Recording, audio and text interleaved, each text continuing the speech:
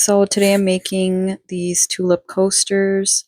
I did end up using another video for the tulip part of the flower, but I did change the middle a little bit. So this is my take on these, but I will be linking the tutorial that I used in the description. I ended up making these 3 colors so far, but these have been really fun to make. They only take about 30 minutes for each one. I started out the project with a magic ring, and then I chained one, and I ended up doing 8 single crochets into the magic ring to start off the middle of the project. So once I was done with those 8, I pulled the end of the string to pull it tight, and then I did a slip stitch into the first stitch, chain 2, and for this row we're going to be doing 2 double crochets into each stitch. So for this second row, we should end up with 16 double crochets.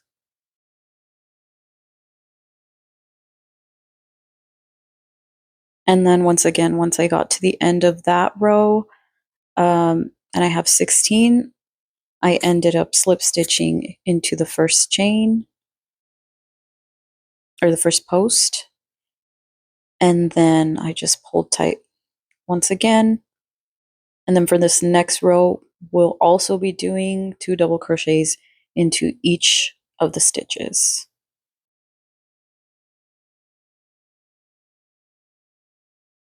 So at the end of this row, I believe we should have 32 total.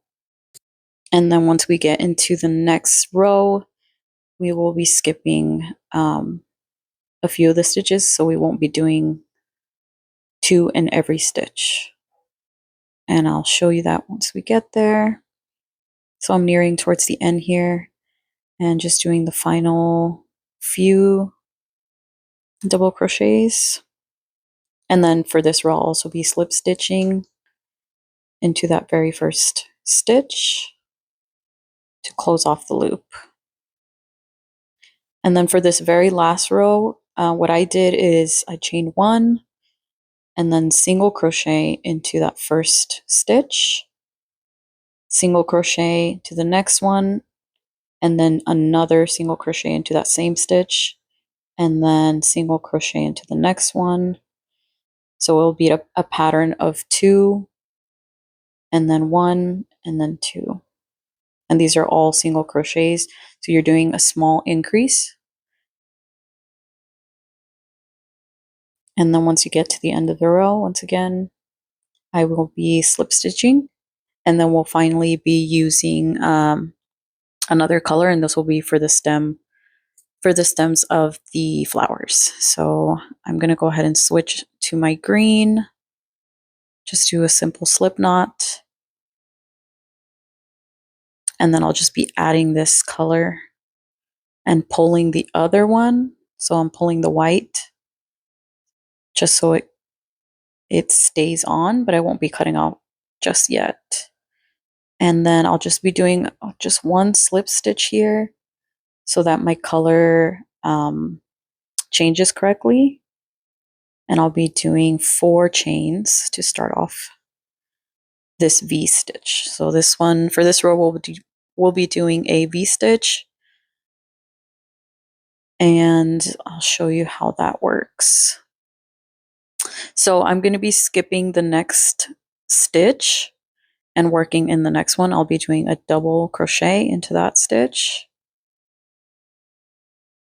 and then chaining 1 to create the V stitch, and then double crocheting into that same stitch.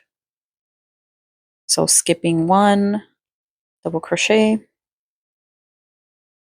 and then chain 1, and then double crochet into that same stitch, and then skipping the next stitch, and so on. This is a pattern that you'll be using for the V stitch all around the edge until you reach the end.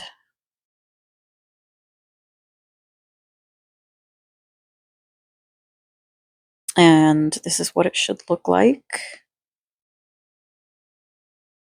And that'll just create like 2 stems for each of your tulips. So I'm reaching the end here, and then I'll just be slip stitching into that very first post. I skip the first 2 chains and then go into the third one to slip stitch. And then once that's done, I'll be switching to my flower color. For this one, I did pink. And just a small note, I did use a smaller, like a thinner yarn for the flowers of these.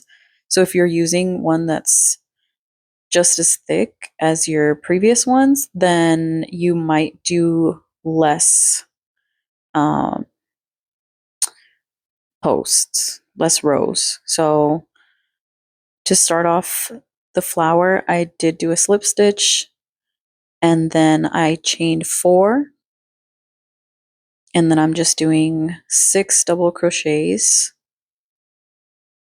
For this first one, I'm doing 5 because the chain of 4 counts as the first one. So I'm just doing 5, and then once I reach those 5, I'm going to do a slip stitch to create the tulip. And I'm just pulling it so that it's creating a nice rounded tulip. And then I'm doing chain 4 again, and then moving on to the next one. And you're working into the V's. So if you can see this V right here, I'm doing a double crochet. And in this one, I am doing the full 6.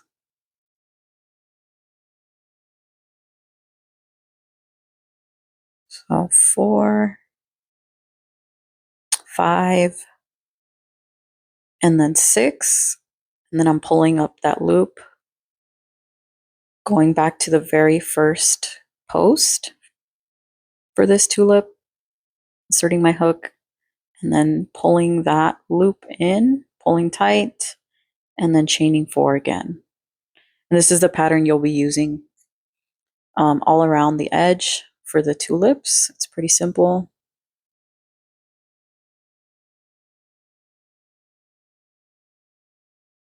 And like I said, this project takes under 30 minutes. So these are really easy to make for craft fairs or for gifts or anything like that that you want to do. And I think it's just a learning curve of making just the first tulip, and then it goes pretty fast. So those are the 3, and I'm getting towards the end of the row here, and I'm just making the very last tulip, and then I'll be slip stitching and closing it off.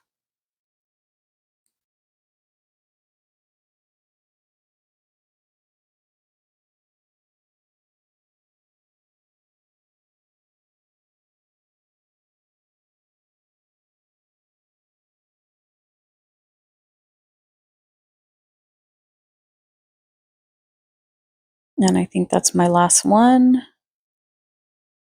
So I'm pulling up that loop, slip stitching to create the tulip, and then chaining 4 for the last time, and then slip stitching back into that very first chain that I made at the beginning. Doing a slip stitch there, and then here I can go ahead and cut off the yarn and tie off this end.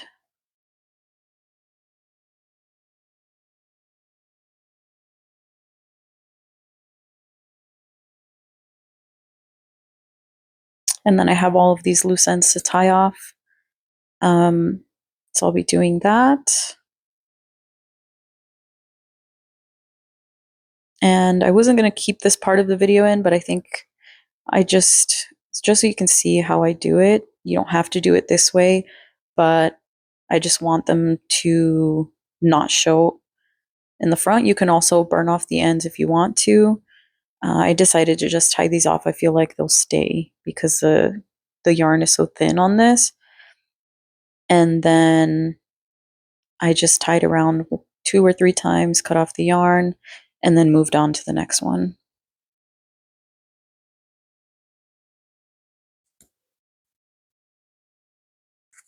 And then I just decided to speed up the process a little bit. You can still see what I'm doing, just tying off the yarn and just making sure that this isn't gonna poke out of the front. So there's no specific way you have to do this because nobody's gonna see the back of these. So I'm just tying these off 2 or 3 times and then cutting them off.